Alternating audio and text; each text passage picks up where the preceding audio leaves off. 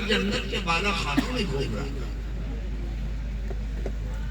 اللہ کے نبی نے سر اٹھایا، صحابی کو بلایا اور پوچھا دیکھو جو شخص میرے ہاتھوں پر ایمان کا کلمہ پڑھ کے گیا دیکھو کہاں ہے۔ وہ صحابی باہر گئے، تلاش کیا، دائیں دیکھا میمنہ میں، بائیں دیکھا میسرہ میں، آگے دیکھا قدوم میں، مقدمے میں۔ اس صحابی کو جب جا کر دیکھا تو ایک جگہ دیکھا کہ وہ تڑپ تڑپ کر شہید ہو گیا ہے۔ اس کے ہاتھ کٹ گئے، گردن کٹ گئی، سینہ چاک ہو گیا، پیر کٹ گئے، زخمی ہو گیا، مر گیا، شہید ہو گیا، اس دنیا سے چلا گیا۔ وہ صحابی دوڑتا ہوا آیا اور عرض کیا یا رسول اللہ وہ تو شہید ہو کر اس دنیا سے جا گیا۔ نبی کریم صلی اللہ علیہ وسلم نے پھر فرمایا کہ جبریل آئے تھے اور کہہ رہے تھے کہ وہ جنت کے بالا خانوں میں ٹھہرے ہیں۔ اتنا ٹائم نہیں ملا کہ وہ نماز پڑھ سکے، ایمان کا کلمہ پڑھا، دنیا کی محبت دل سے نکل گئی اور موت کی محبت دل کے اندر آ گئی، اور سچائی کو غالب کرنے کے لیے اپنی جان کو ہتھیلی پر لے کر نکل گیا اور اپنی زندگی کو پیش کر گیا۔ یہ ایمان کی تاثیر ہے۔ جب انسان سچائی پر ڈٹتا ہے، حقانیت پر ڈٹتا ہے، سچائی سے محبت کرتا ہے، حقانیت سے محبت کرتا ہے، نبی کے مشن سے محبت کرتا ہے، کلمے کی صداقت پر ایمان لاتا ہے، قیامت کی حقانیت پر ایمان لاتا ہے، اچھی بری تقدیر کو اللہ کی طرف منسوخ کرتا ہے، تو سب سے بنیادی اثر، ابتدائی اثر، انتہائی اثر، جولانی کا اثر اس کے دل کے اندر یہ پیدا ہوتا ہے کہ دنیا کی محبت کا جنازہ نکلتا ہے اور موت کی محبت اس کے دل میں آتی ہے کہ دنیا کی زندگی ہے اس کی کوئی حیثیت نہیں، جس حقانیت پر میں ڈٹا ہوں اس حقانیت پر میری جان نکلنی چاہیے۔ ہر مسلمان یہاں تک کہ انبیاء کے بارے میں قرآن نے کہا کہ وہ رو رو کر، تڑپ تڑپ کر، رگڑ رگڑ کر، سجدے میں، رکوع میں، تلاوت میں، ہر آن میں اللہ سے دعا کرتے تھے، اے اللہ توفنی مسلما والحقنی بالصالحین۔ یہ انبیاء کی دعا، یہ انبیاء کی،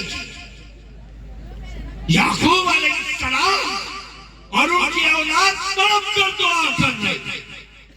وہ نبیوں کا خاندان ہے، لیکن جس حقیقت سے دنیا کا کوئی کالا، پاپی، مجرم، مشرک، یہودی، مجوسی، پارسی، عیسائی، مسلمان، جنات، انسان، جانور، حیوان، چلنے والا، کودنے والا، ریڑنے والا، بھاگنے والا، دوڑنے والا، کائنات کا کوئی بدتر سے بدتر جاندار موت کا انکار نہیں کرتا۔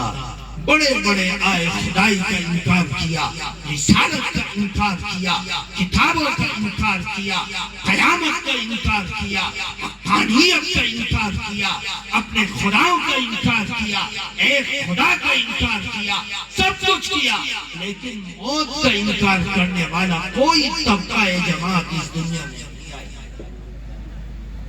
اسی کو جب آدمی اپنا دوست بنا لے تو وہ آدمی حقانیت پر جمنے والا، اپنے ملک کے نام کو روشن کرنے والا بن جاتا ہے۔ میرے دوستو، آج اس ایمان کی کمزوری ہمارے نوجوانوں کے درمیان بہت ہم نمازوں پر محنت کرتے ہیں، کرنا چاہیے کہ رکوع اچھا ہو، نماز اچھی ہو، نماز والے بنے، لیکن اگر دل کے اندر تشکیک، شک، شبہ، تردد اور دل کے اندر اعمال کے سلسلے میں اور ان کے انجام کے سلسلے میں اگر وشواس کم ہو گیا تو میرے دوستو ایمان ہمارا جاتا رہے گا کہ یہ نماز ہمارے لیے نجات کا ذریعہ ہے. اس قرآن کو پڑھ رہے، قرآن اللہ کی کتاب ہے یا نہیں؟ یہ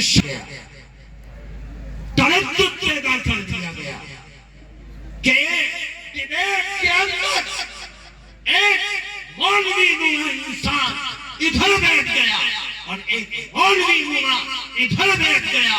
اس کرسی پر بیٹھنے والے چیخ کر کود کر گردن مٹکا کر ہاتھ ہلا کر اعلان کرنا ہے، قرآن پڑھ کر حدیث پڑھ کر اعلان کرنا ہے تین طلاق ہے. اور ادھر بیٹھنے والے قرآن پڑھ رہے اور حدیث پاک پڑھ رہے اور اعلان کر رہے کہ 3 طلاق 1 طلاق ہے.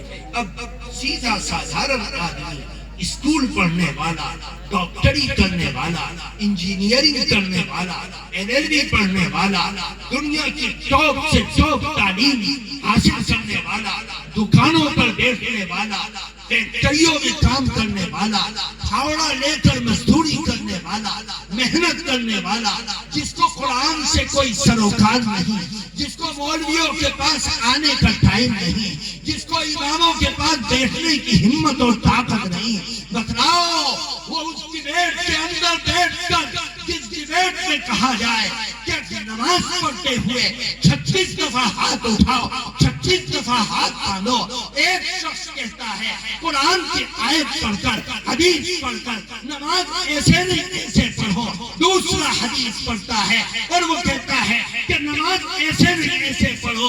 ایک سیدھا اور سادھارن دنیا دار آدمی یہ سوچتا ہے کہ میں جو نماز پڑھ رہا ہوں پتہ نہیں یہ نماز میرے لیے نجات کا ذریعہ ہے یا نہیں. وہ تذبذب اور شک میں مبتلا ہو جاتا ہے.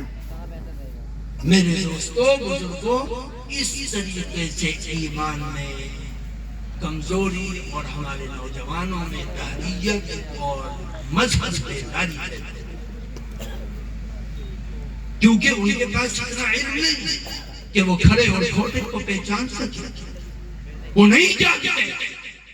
میں مانتا ہوں کہ ہاتھ اٹھا کر نماز جو پڑھی جاتی ہے وہ بھی بخاری میں ہے، اور جس میں ہاتھ نہیں اٹھایا جاتا رکوع سے پہلے، رکوع کے بعد، سجدے سے پہلے، سجدے کے بعد، تکبیر تحریمہ کے علاوہ جن نمازوں میں ہاتھ اٹھانے والے ہاتھ اٹھاتے ہیں وہ بخاری سے ثابت کر رہے سچ کہہ رہے ہیں، اور جو نہیں ثابت کرتا رہے منع کر رہے ہیں وہ بھی بخاری کی طرف منسوخ کر کے سچ کہہ رہے ہیں. لیکن یاد رکھو، ایک واقعہ بیان کرتا ہوں نبی کریم صلی اللہ علیہ وسلم. اللہ کے نبی کے پاس ایک نابینا صحابی اور عرض کیا، یا رسول اللہ میں نابینا ہوں، کیا میں مسجد میں نماز جماعت سے پڑھوں یا اپنے گھر پہ پڑھوں؟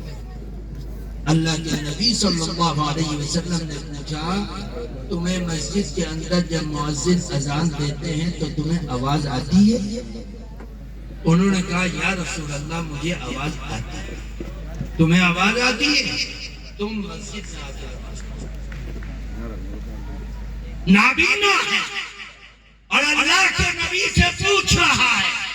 حدیث کی کتابوں میں یہ واقعہ مذکور ہے، اور اللہ کے نبی اس کو کیا پوچھ رہے کہ تمہیں مسجد میں جب مؤذن اذان دیتا ہے تو آواز آتی ہے؟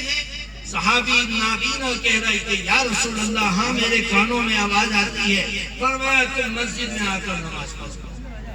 پھر چند دنوں کے بعد ایک صحابی نے دوسرے جو نابینا تھے انہوں نے سوچا یار میں بھی پوچھ لوں.